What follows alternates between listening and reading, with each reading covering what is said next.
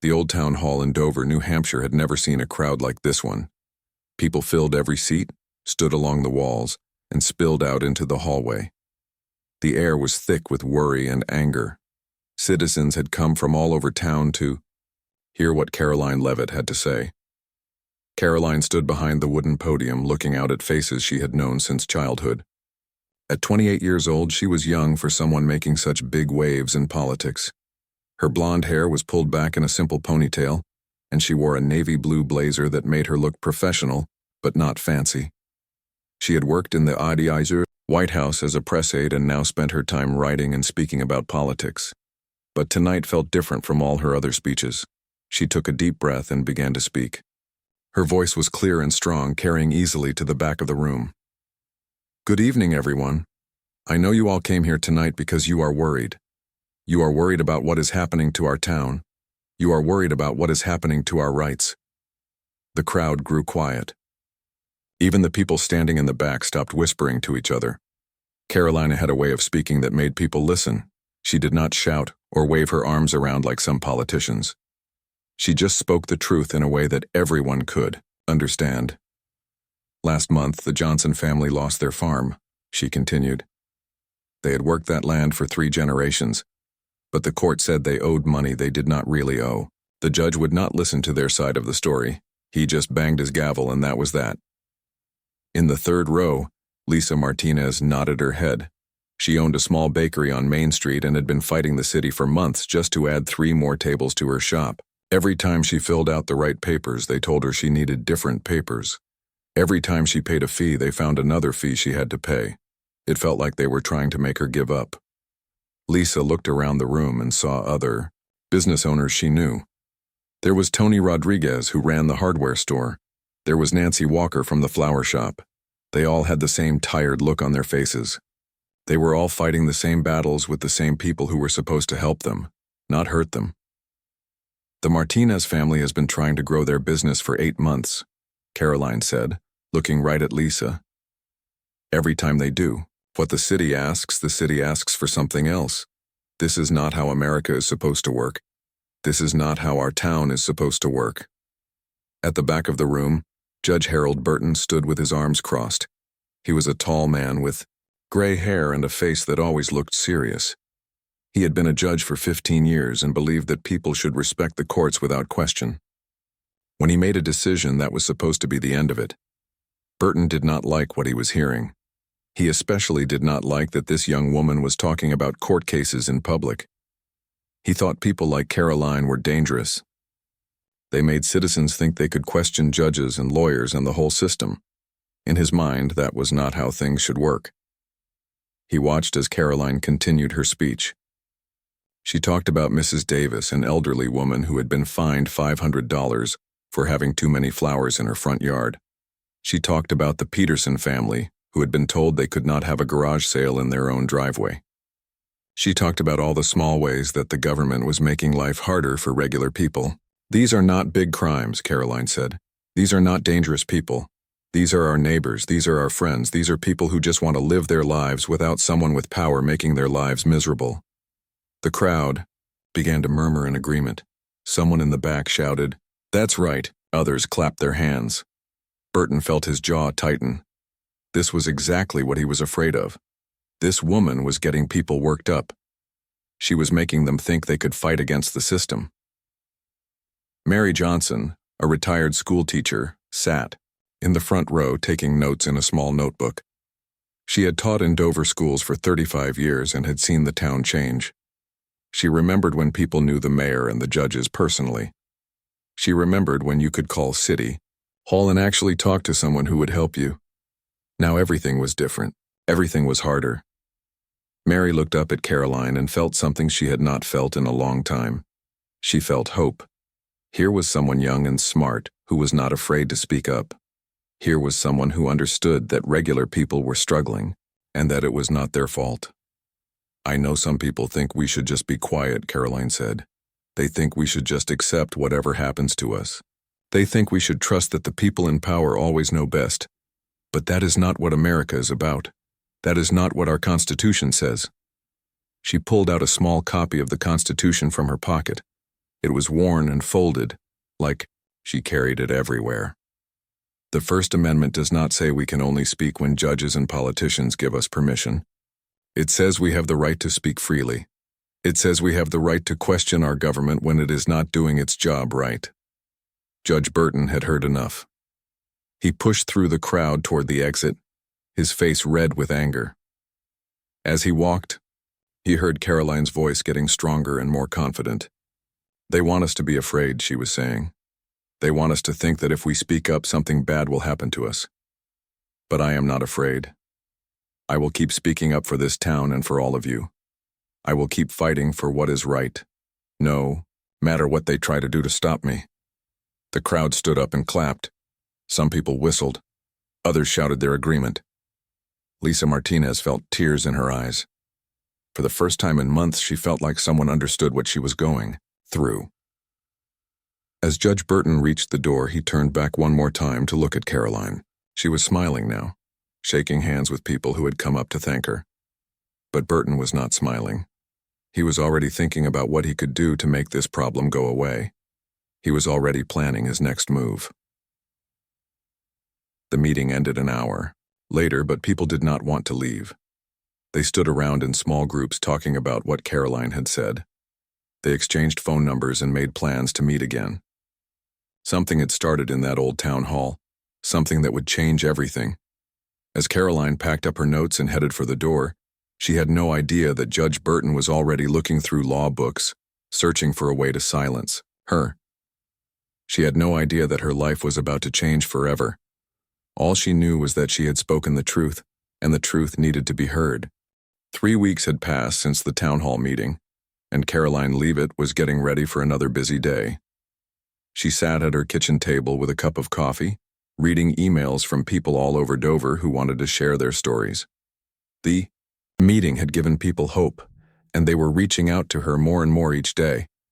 The morning sun streamed through her apartment windows as she typed responses on her laptop. Mrs. Peterson had written to thank her for mentioning the garage sale problem. The Davis family wanted to meet with her about the flower garden fine. Every day brought new messages from people who felt like someone was finally listening to them. Caroline was so focused on her work that she almost missed the knock at her door. When she opened it, a man in a brown uniform stood there holding an official-looking envelope. He was a court officer and his face looked serious. "Caroline Leavitt?" he asked. "Yes, that's me," she replied, feeling her heart start to beat faster. "You need to sign for this," he said, handing her a clipboard. "It's a court summons." Caroline's hands shook slightly as she signed her name. She had never been in trouble with the law before. She had never even gotten a speeding ticket. The officer handed her the thick envelope and walked away without saying another word. She closed the door and sat back down at her kitchen table, staring at the envelope for a long moment before opening it. The papers inside were full of legal words that were hard to understand, but one thing was clear. She was being charged with violating a city ordinance about public speaking permits. According to the papers, anyone who wanted to give a speech in Dover had to get permission from the city first. They had to fill out forms and pay fees and wait for approval. The papers said that Caroline had broken this rule when she spoke at the town hall meeting. Caroline read the papers 3 times, trying to make sense of them. She had never heard of this rule before. Nobody at the town hall had mentioned anything about permits. The meeting had been organized by the Dover Citizens Group, and they had reserved the space weeks ahead of time. She picked up her phone and called her friend Rachel, who worked at the city hall. "Rachel, it's Caroline. I need to ask you something strange. Is there really a rule that says people need permits to give speeches in Dover?" Rachel was quiet for a moment. "Well, there are some old rules on the books, but nobody really uses them anymore. I mean, we have been having town hall meetings for years without anyone getting permits. Why do you ask?" "Because I just got a court summons saying I broke that rule." "What? That's crazy. Let me look this up." Caroline could hear Rachel typing on her computer. "Oh my goodness," Rachel said after a few minutes. "This rule is from 1987. We have not enforced it since I started working here, and that was 12 years ago. Who filed the complaint? The papers just say it came from the court." "That's weird, Caroline. Usually these complaints come from citizens or city workers. I have never seen one come directly from a judge before. After hanging up with Rachel, Caroline called the public defender's office. They told her that a lawyer would be assigned to her case and that she should come in that afternoon to meet with them. The public defender's office was in an old building downtown across the street from the courthouse. Caroline found herself sitting in a small, cramped waiting room with plastic chairs and outdated magazines. She felt like everyone was staring at her, even though most people probably had no idea who she was. "Caroline Levitt?" a young man called. From a doorway, she followed him into a tiny office filled with stacks of paper and law books. The man introduced himself as Jake Collins. He looked like he was barely out of college, with messy brown hair and a tie that did not quite match his shirt. "So I have been looking at your case," Jake said, sitting down behind his desk. "I have to tell you, this is pretty unusual." "What do you mean?" "Well, first of all, this ordinance about speech permits has not been used in over 10 years. I looked through all the court records and I cannot find a single case where someone was charged with this in the past decade." Jake pulled out a thick file and opened it on his desk. "Second, the timing is very suspicious. This complaint was filed just 2 days after your town hall speech. That suggests someone was specifically looking for a way to charge you with something." "But I did not do anything wrong," Caroline said. "I just spoke at a public meeting." "I know, and that's the third weird thing about this case. Usually when someone violates a city ordinance, they get a warning first. They get a chance to fix the problem or pay a fine. But in your case, they went straight to criminal charges." Jake leaned back in his chair and looked at Caroline seriously. "I think someone is trying to send you a message. Someone wants to scare you into staying quiet." "What happens if I am found guilty?" "The ordinance says you could face up to 30 days in jail and a $500 fine. But honestly, I have never seen anyone actually go to jail for something like this." Over the next few days, word about Caroline's court case began to spread around Dover. Lisa Martinez heard about it from her customer, Mrs. Thompson, who had heard it from her neighbor. By the end of the week, it seemed like everyone in town was talking about it. Mary Johnson, the retired teacher, was so upset when she heard the news that she called the newspaper. "This is wrong," she told the reporter. "Caroline was just exercising her right to free speech. If they can arrest her for speaking up, what is to stop them from arresting any of us?" The story appeared in the Dover Daily Times the next morning. The headline read, "Local woman charged for town hall speech." The article explained the charges and mentioned that the ordinance had not been used in years. Judge Burton read the article while eating breakfast at his favorite diner. He smiled to himself as he drank his coffee. Everything was going according to plan. He had spent hours going through old law books to find something he could use against Caroline. The speech permit ordinance was perfect because it was still technically a valid law, even if nobody enforced it anymore. Burton believed he was doing the right thing. In his mind, people like Caroline were troublemakers who did not respect authority. They made citizens think they could question judges and challenge the system. He thought that if he could make an example of her, other people would think twice before causing problems. The judge had been very careful about how he filed the complaint. He had made sure his name was not directly connected to it. On paper, it looked like the charge had come from a routine review of city ordinances. Only he knew the truth about what had really happened. As the court date got closer, more and more people in Dover began to pay attention to Caroline's case. The local coffee shop buzzed with conversations about free speech and government power. The library had people checking out books about the Constitution.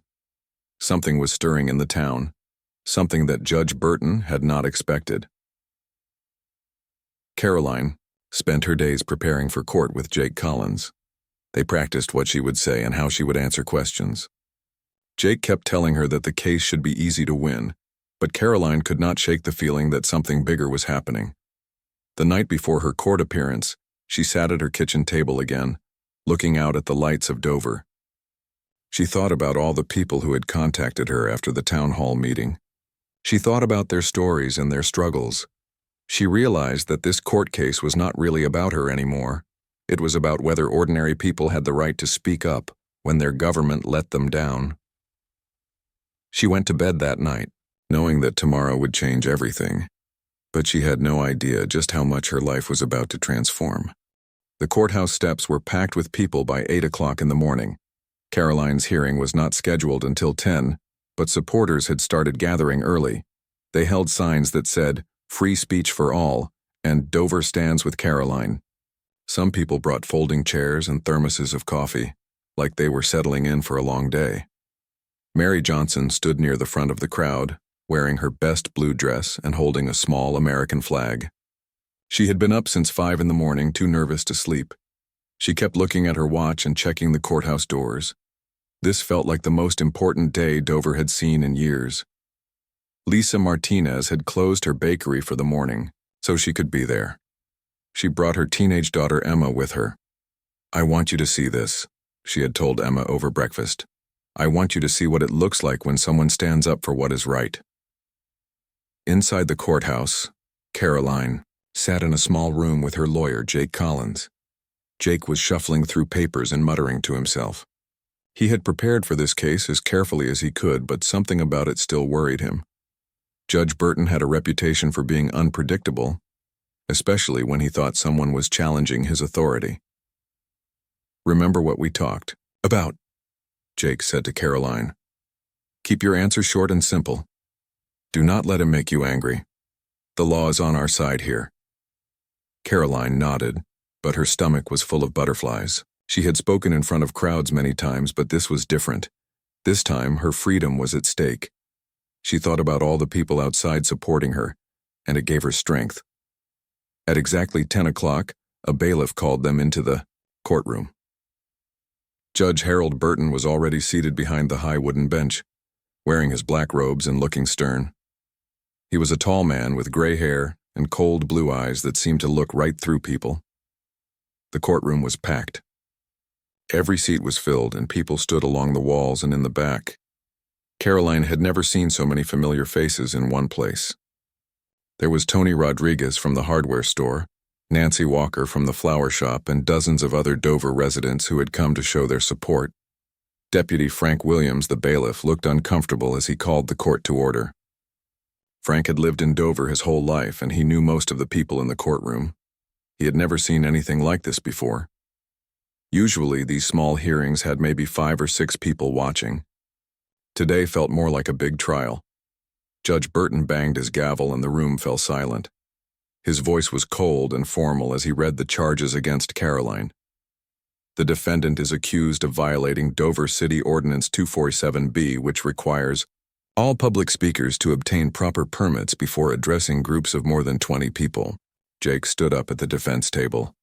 "Your Honor, we would like to enter a plea of not guilty. Furthermore, we believe this ordinance violates the First Amendment rights of our client and should not be enforced." Burton's eyes flashed with anger, but he kept his voice level. "Mr. Collins, this court will determine what laws are valid and what laws are not. Your client broke a city ordinance, and she will face the consequences." The prosecutor was a tired-looking man named Robert Gray, who worked part-time for the city. He presented the case against Caroline in a bored voice, like he was reading from a grocery list. He showed the court a copy of the old ordinance and pointed out that Caroline had given a speech without getting a permit first. When it was Jake's turn to present the defense, he stood up confidently. "Your Honor, this ordinance has not been enforced in over 10 years. My client had no reason to believe she needed a permit for speaking at a regularly scheduled town hall meeting. Moreover, the selective enforcement of this law raises serious constitutional questions." Judge Burton interrupted him. "Mr. Collins, ignorance of the law is not an excuse. Your client should have known about this ordinance before she decided to make her speech." "But, Your Honor," Jake continued, "the city has allowed hundreds of similar speeches over the past decade without requiring permits. The Dover Citizens Group has been holding these meetings for years without anyone getting permits." "That is irrelevant," Burton snapped. "Previous lack of enforcement does not make the law invalid." The hearing continued for another hour, with Jake presenting witness after witness who testified that they had never heard of the permit requirement. Rachel from City Hall explained that the ordinance was so old that most city employees did not even know it existed. But Judge Burton seemed to have already made up his mind. He cut off witnesses when they tried to speak too long. He dismissed evidence that Jake tried to present. The people in the courtroom began to murmur unhappily, and Burton had to bang his gavel several times to restore order. Finally, it was time for Caroline to speak in her own defense. She stood up slowly, her heart pounding, but her voice steady. "Your Honor, I spoke at that town hall meeting because the people of Dover needed someone to listen to their problems. I talked about families who were struggling with unfair fines and rules that did not make sense. I never meant to break any law." Burton leaned forward, his eyes narrow. "Ms. Levitt, the law is the law. Your intentions do not matter. What matters is that you violated a city ordinance." "But, Your Honor," Caroline said, "what about the First Amendment? What about our right to free speech?" "Your right to free speech does not give you the right to ignore city laws," Burton replied sharply. "If you want to give speeches in this town, you need to follow the proper procedures." The judge paused for a moment, looking out at the packed courtroom. He could see the anger and disappointment on people's faces. He could feel the tension in the room. But instead of backing down, he decided to make his point even stronger. "Ms. Levitt, I am prepared to offer you a deal.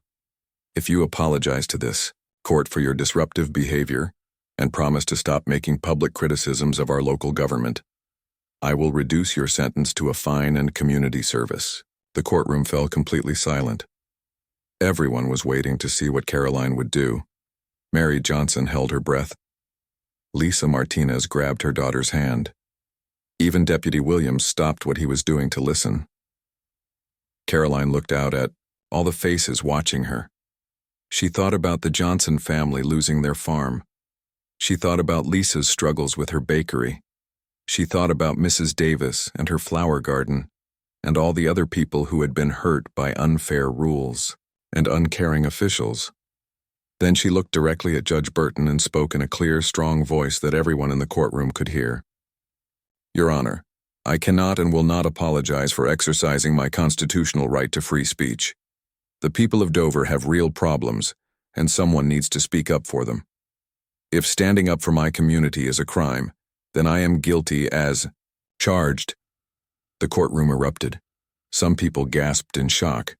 Others began to clap before Burton's gavel silenced them. The judge's face turned red with anger. "Very well, Ms. Levitt. Since you refuse to show respect for this court and for the law, I sentence you to 30 days in the county jail. Bailiff, take her into custody immediately." Deputy Williams approached Caroline with obvious reluctance. His hands shook slightly as he took out the handcuffs. "I am sorry," he whispered to her. "I am really sorry about this."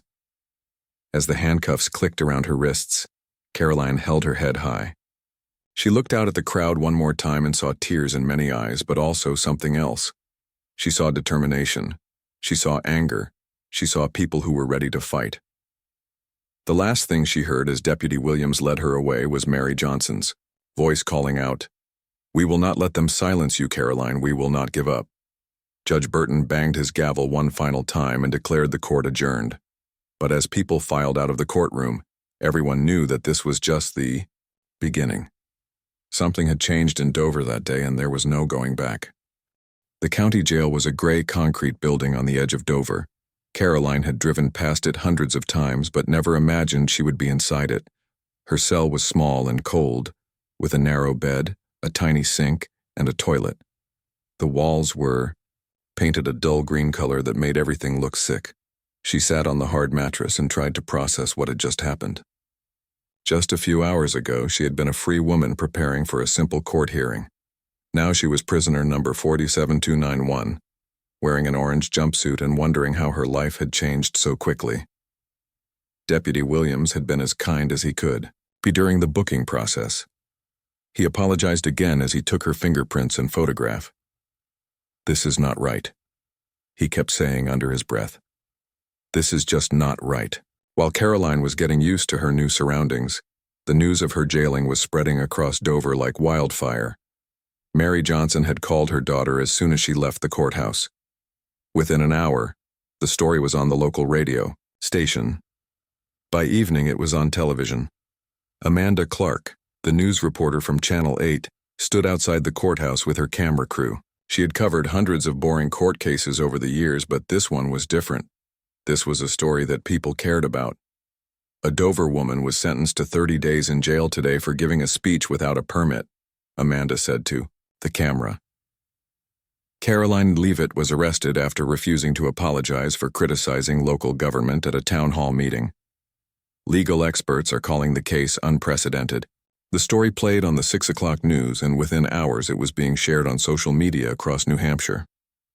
People who had never heard of Dover were posting about Caroline's case. The hashtag #FreeCaroline started appearing on Facebook, and Twitter. Dr. Patricia Hayes was eating dinner at her home in Boston when her daughter called to tell her about the story. Dr. Hayes was a law professor who specialized in constitutional rights, and she could not believe what she was hearing. "Mom, you need to see this," her daughter said. "They jailed a woman for making a speech. This is exactly the kind of thing you teach about in your classes." Dr. Hayes spent the next 3 hours researching Caroline's case online. She read the old ordinance that had been used to jail her. She looked up similar cases from other states. Everything she found convinced her that a terrible mistake had been made. The next morning, Dr. Hayes was on the phone with 3 different television shows, offering to talk about the case. By noon, she was sitting in a TV studio in Boston, explaining to viewers why Caroline's jailing was unconstitutional. "This is a clear violation of the First Amendment," Dr. Hayes said on the morning show. "The right to criticize government officials is one of the most basic freedoms we have in America. You cannot jail someone for speaking up at a town hall meeting." Back in Dover, the reaction was growing stronger by the day. Tony Rodriguez, who owned the hardware store, put up a sign in his window that said "Free Caroline Leavitt." By the end of the week, similar signs appeared in shop windows all over town. Nancy Walker from the flower shop went even further. She organized a boycott of all events in Judge Burton's courtroom. "If he wants to abuse his power," she said, "then we will not participate in his system." The Dover Chamber of Commerce held an emergency meeting to discuss the situation. The business owners were worried that the negative publicity would hurt the town's reputation. Tourists might stop coming. New businesses might decide not to move there. The chamber president, a quiet man named Carl Peterson, had never been involved in politics before, but he was angry about what had happened to Caroline. At the end of the meeting, the chamber voted to issue a public statement condemning Judge Burton's actions. The Dover Chamber of Commerce believes that the jailing of Caroline Leavitt is harmful to our community's values and reputation. The statement read, "We call for her immediate release and a review of the judge's conduct." While the pressure was building in Dover, lawyers from around New England were taking notice of the case. Susan Taylor, a civil rights attorney from Boston, had built her career defending people whose constitutional rights had been violated. When she heard about Caroline's case, she knew she had to help. Susan drove to Dover the day after Caroline was jailed. She went straight to the county jail to meet with her new client. The 2 women sat across from each other in a small visiting room, separated by a thick glass window. "I want to represent you," Susan said through the phone that connected them. "And I want to do it for free. What happened to you should not happen to anyone in America." Caroline felt tears in her eyes for the first time since her arrest. "Thank you," she said. "I was starting to think I was going crazy. I was starting to think maybe I really did do something wrong." "You did nothing wrong," Susan said firmly. "You exercised your constitutional rights, and a judge punished you for it. We are going to fight this, and we are going to win." Susan immediately filed an emergency appeal with the state Supreme Court. She also filed a motion for Caroline's immediate release, arguing that her jailing violated the Constitution. The legal papers she submitted were devastating in their criticism of Judge Burton's actions. The defendant was jailed for exercising her fundamental right to free speech, Susan wrote. The ordinance used against her has not been enforced in over a decade, suggesting selective prosecution based on the content of her political speech. Judge Burton, meanwhile, was discovering that his plan to silence Caroline had backfired completely. Instead of scaring other critics into silence, he had created a much bigger problem for himself. His home phone rang constantly with calls from reporters asking for comments. Protesters gathered outside his house every morning, holding signs and chanting slogans. His mailbox was stuffed with angry letters from people all over the state. Even worse, his colleagues were beginning to question his judgment. Judge Margaret Foster, the Chief Justice of the state Supreme Court, called him personally to express her concerns about the case. "Harold, what were you thinking?" she asked. "This case is making headlines across the country. People are saying that New Hampshire courts do not respect the Constitution." Burton tried to defend his actions. "She was disrupting the peace," he said. "She was encouraging people to disrespect the courts. She was exercising her right to free speech, Judge," Foster replied. "And now we have to clean up the mess you have made." The mess was getting bigger every day. State legislators were calling for an investigation into Burton's conduct. The New Hampshire Bar Association announced that it was reviewing the case for possible judicial misconduct. Back at the county jail, Caroline was adjusting to her new routine. She woke up at 6 every morning when the lights came on. She ate breakfast in a crowded cafeteria with other inmates. She spent her days reading books from the prison library and writing letters to the supporters who were sending her mail. The mail was incredible. She received hundreds of letters from people all over the country who had heard her story.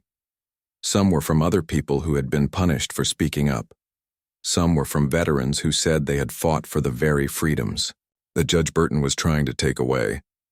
One letter came from a high school class in California.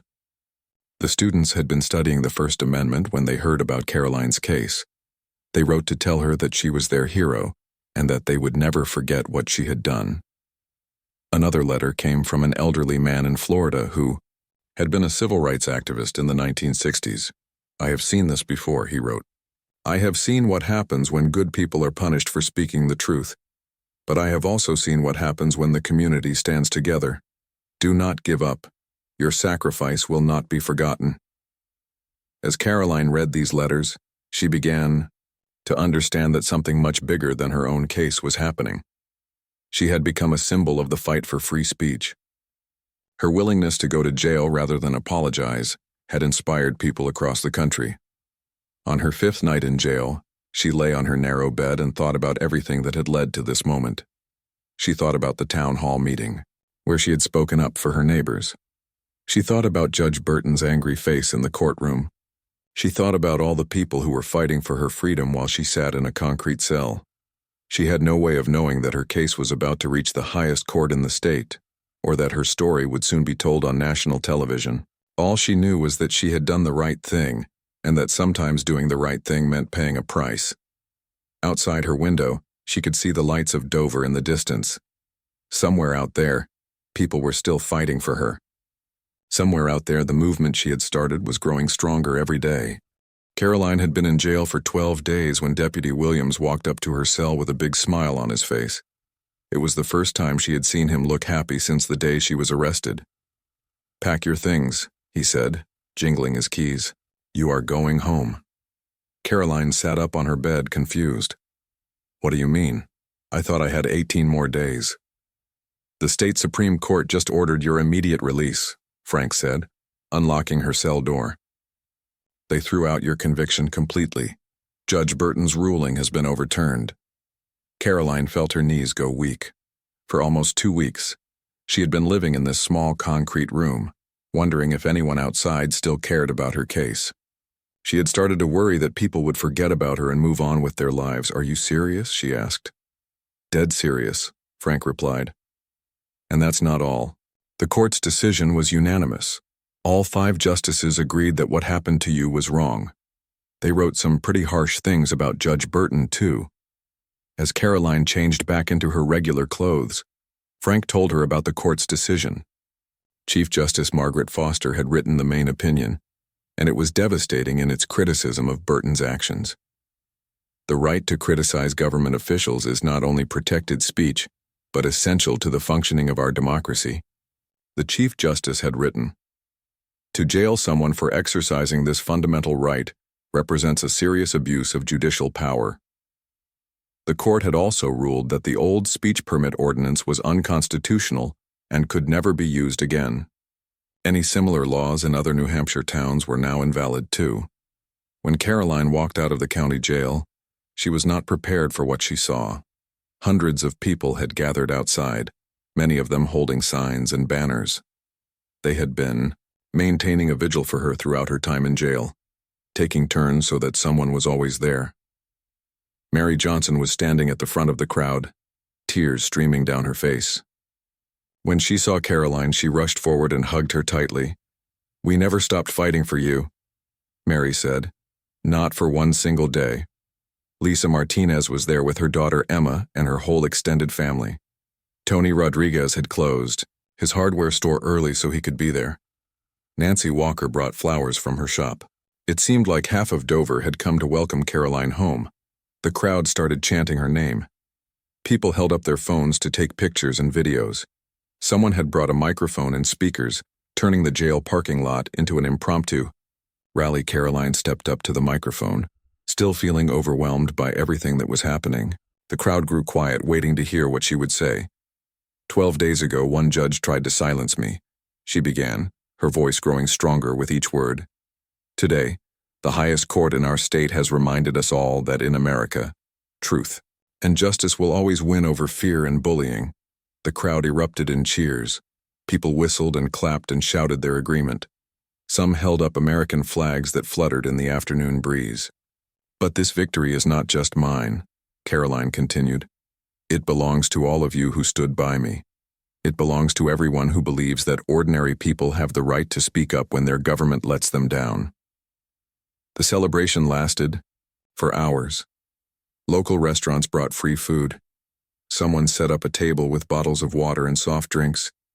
Children ran around between the adults, caught up in the excitement even if they did not fully understand what was happening. While the party continued outside the jail, Judge Burton was in his chambers at the courthouse packing his belongings into cardboard boxes. The State Judicial Conduct Board had begun a formal investigation into his actions, and he knew his career was over. His secretary, Helen Davis, watched sadly as he cleaned out his desk. She had worked with Burton for 8 years and had never seen him look so defeated. "I was trying to maintain order," he said to her, more to himself than anyone else. "I was trying to make sure people respected the law." "I know you were," Helen replied softly. But she was thinking about all the letters and phone calls she had received over the past 2 weeks. People from all over the country had contacted the courthouse to express their outrage about Caroline's jailing. By evening, Burton had submitted his resignation letter. He would leave Dover quietly and try to rebuild his life somewhere else. The man who had tried to silence Caroline had ended up destroying his own career instead. The story of Caroline's release made national news that night. Cable television channels showed footage of her walking out of jail and addressing the crowd. Newspapers across the country ran editorials praising the Supreme Court's decision and criticizing the abuse of power that had led to her jailing.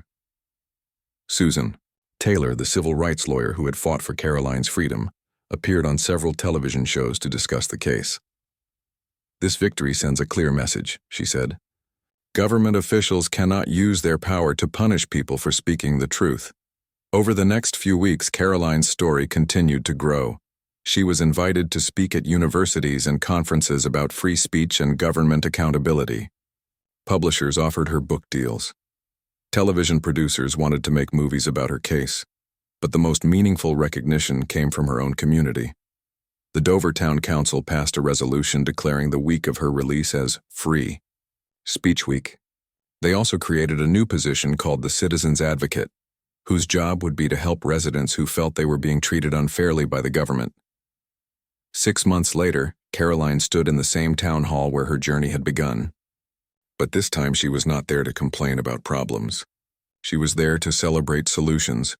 The Johnson family had gotten their farm back after the court ruling that had taken it away was found to be based on incorrect information. Lisa Martinez had finally been able to expand her bakery, and business was booming. Mrs. Davis was growing flowers in her front yard again with no fear of being fined. "Change is possible," Caroline told the packed room. "When ordinary people stand up for what is right, extraordinary things can happen." In the audience, Mary Johnson smiled and wiped away a tear.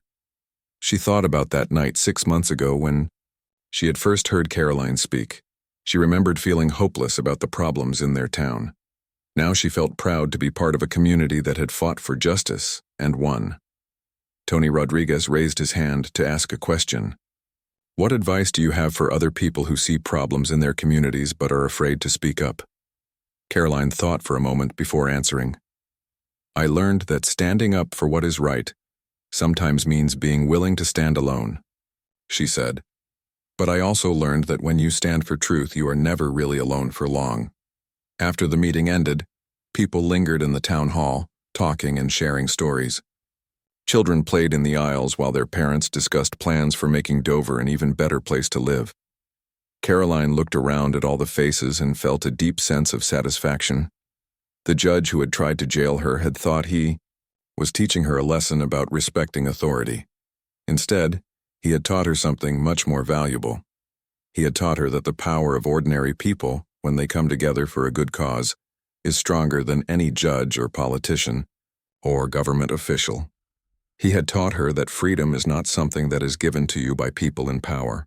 It is something that you fight for and protect yourself. As she drove home that night, Caroline passed the county jail where she had spent 12 days of her life. The building looked smaller now, less frightening. She thought about all the people who were still fighting for justice in communities across America. Her story had ended with victory, but it was also just the beginning. She had become a symbol of resistance against government overreach, but more importantly, she had become proof that one person speaking the truth can change the world. The judge who tried to jail her had inadvertently created exactly what he feared most, a powerful voice for justice that could never again be silenced.